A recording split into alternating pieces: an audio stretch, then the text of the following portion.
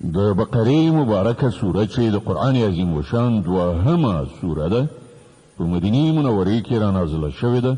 280 مبارک آیاتونه لري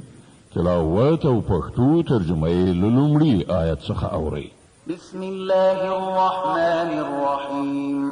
د الله په نوم چې ډېر زیات مهربان پوره رحم لرونکی دی الف لام میم ذلك الكتاب لا ريب فيه هدى للمتقين الذين يؤمنون بالغيب ويقيمون الصلاة ومما رزقناهم ينفقون الف لام میم دا د الله کتاب دی په دې کې هیڅ شک نشته هدایت دی د هغو پرهیزګارانو لپاره چې پر نالیدلو ایمان راوړي لمونځ قایموي کوم روزي چې موږ هغو ته ورکړې ده له هغې نه یې د خدای د رضا په خاطر لګوي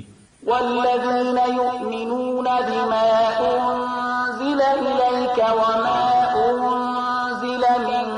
قبلك وبالآخرة هم يوقنون او هغه کسان چې ایمان لري په هغه کتاب چې پر تا باندې نازل کړی شوی دی قرآن او کوم کتابونه چې له تا نه مخکې نازل کړی شوي پر هغو ټولو ایمان راوړي او پر آخرت باور لري أولئك على هدى من ربهم وأولئك هم المفلحون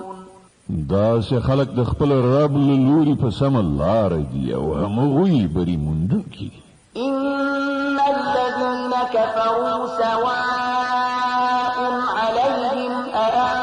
أأنذرتهم أم لم تنذرهم لا يؤمنون کوم کسانو چې د حق د منلو څخه انکار وکړو هغو ته یو شان ده که ته هغوی وویروي یا یې ونه ویروي په هیڅ صورت هغوی منونکي نه دي ختم الله على قلوبهم وعلى سمعهم وعلى أبصارهم غشاوة ولهم عذاب عظيم الله د هغوی په زړونو او د هغو پر غوږونو مهر وهلی دی او د هغو پر سترګو یې پرده غوړولې ده او هغوی ته لوی عذاب ټاکل شوی دی ومن الناس من يقول آمنا بالله وباليوم الآخر وما هم بمؤمنين ځینې خلک داسې هم شته چې وایي موږ پر الله او د آخرت په ورځ ایمان راوړی دی په داسې حال کې چې په حقیقت کې هغوی مؤمنان نه دي